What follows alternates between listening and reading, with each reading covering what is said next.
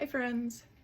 So for today's video, I thought we would make cajeta, which is Mexican caramel sauce.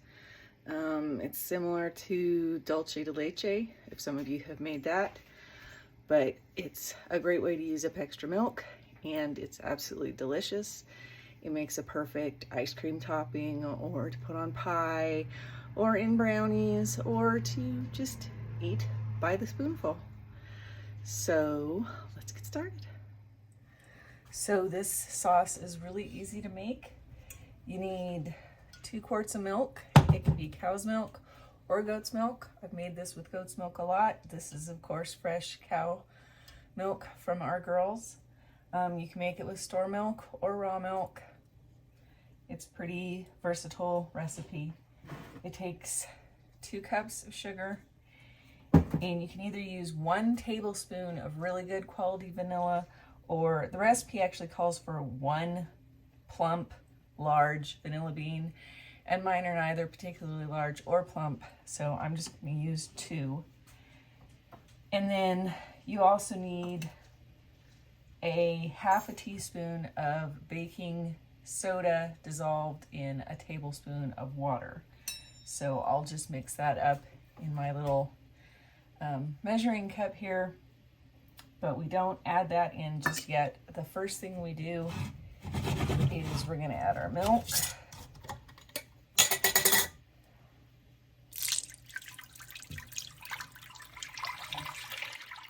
And you want a nice, heavy, non-iron pot to make this in, because iron can be reactive. And we're going to add the sugar. And then we're going to slice open our vanilla beans. It's best not to slice your hand open while you're doing this.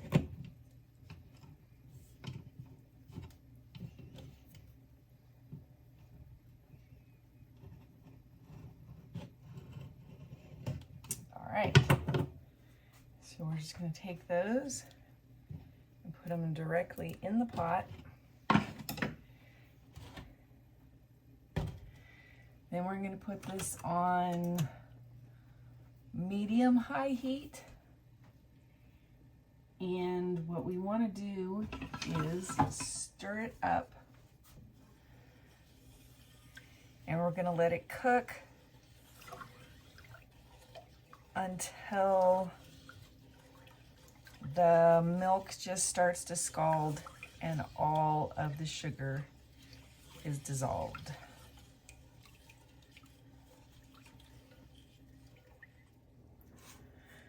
Okay, I've been letting it cook for about 10 minutes and it's just about at a simmer and the sugar is all nice and dissolved. So we're going to add our ½ teaspoon of baking soda dissolved in a tablespoon of water. And what we're going to do is we're actually going to take it off the heat. And then we're going to pour that in. Get all of it out. And we're going to stir that in. And sometimes it'll really bubble up when you add that, especially goat's milk. So if it gets all bubbly and foamy, you want to stir it until the bubbles subside.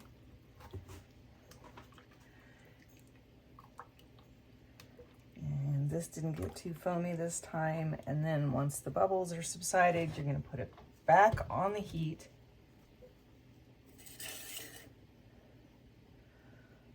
Move that forward a little bit. There we go. You can see all those nice, beautiful vanilla flecks in there. Then you're going to adjust your heat to kind of a medium-low, and you're going to watch it.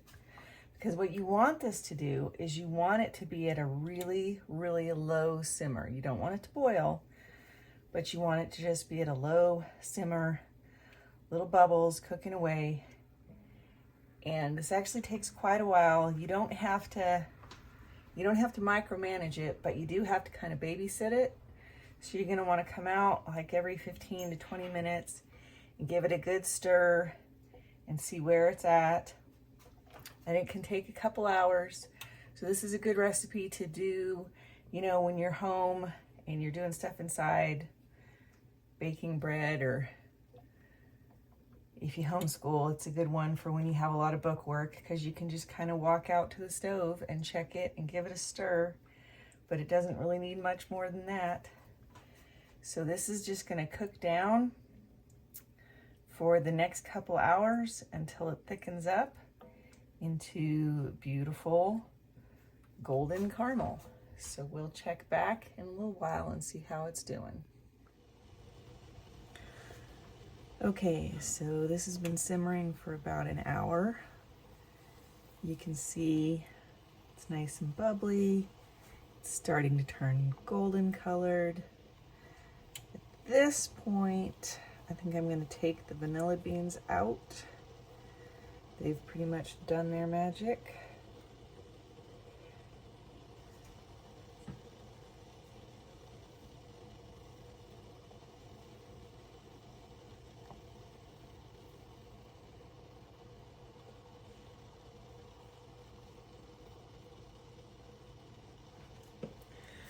You can see all those nice, beautiful flecks of vanilla bean in there.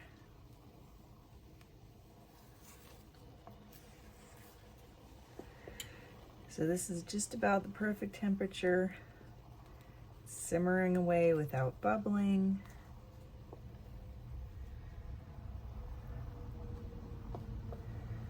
We're just going to keep stirring it and checking it every 20 minutes or so.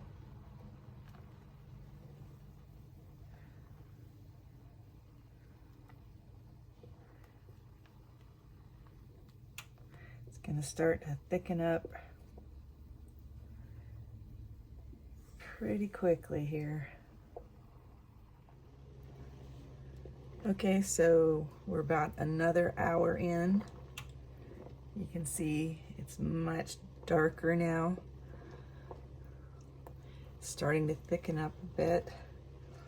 When you stir, make sure you scrape along the sides and the bottom so none of it sticks and burns. And it smells so good. It's too bad we don't have smell-o-vision.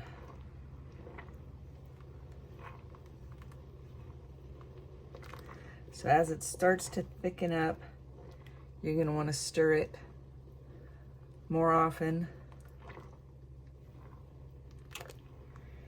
And you're just going to keep cooking it until it reaches your desired thickness. Or the technical term for what it is it reaches the soft ball stage. What that means is if you take a spoonful and you drip it into a cup of cold water, it forms a soft ball. And it's definitely not there yet.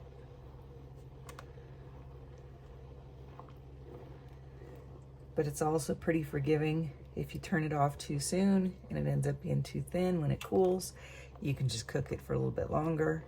If it ends up being a little too thick, you can just add a little bit of water to it. It's really a very simple, forgiving, and delicious recipe. So we'll come back and check it in about another hour. Okay, so it's been probably a half an hour since we last checked. And see if you can see it here. It's much thicker.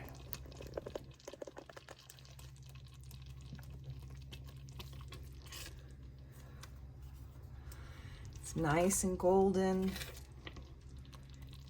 Coats the spoon. So we're actually going to call this done. Turn off the heat.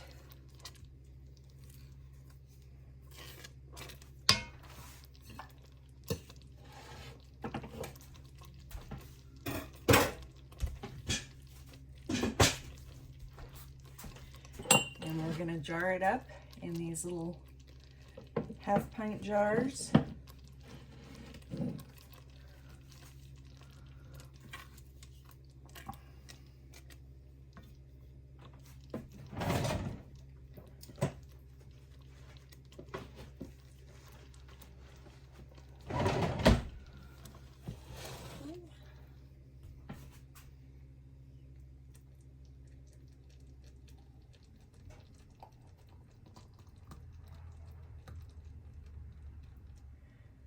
There's one.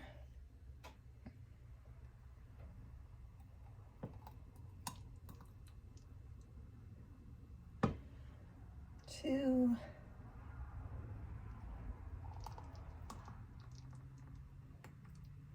Three. Okay. Those drips. I still have enough probably to do one more jar. So I'll take these. I'm just gonna put lids on them.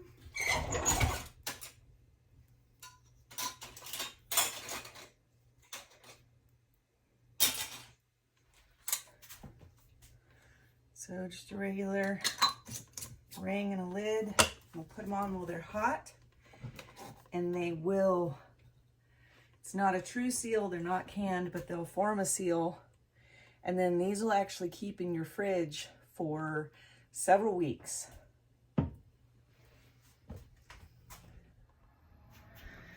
So I just jar them up like this. I'll let them cool on the countertop. When they're totally cool, I'll put them in the fridge. They'll last in the fridge. They, especially unopened, they last for quite a while. But these make, I mean, they're delicious. If you just want to eat it all, I'm not going to hold it against you. But they make great gifts. Perfect to put in a basket for somebody, or just to give to somebody who loves caramel or something sweet, just as a little pick-me-up. And it's milk and sugar and vanilla and baking soda. There is nothing bad in this. You can use coconut sugar or raw sugar if you don't want to use just regular granulated sugar to make it even better. So it's a sweet treat, but it's got absolutely no nasty ingredients, nothing that's gonna hurt you.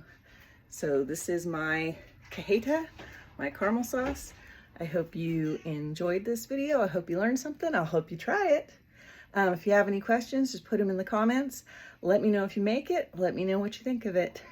And as always, like and subscribe. Thanks. Have a blessed day.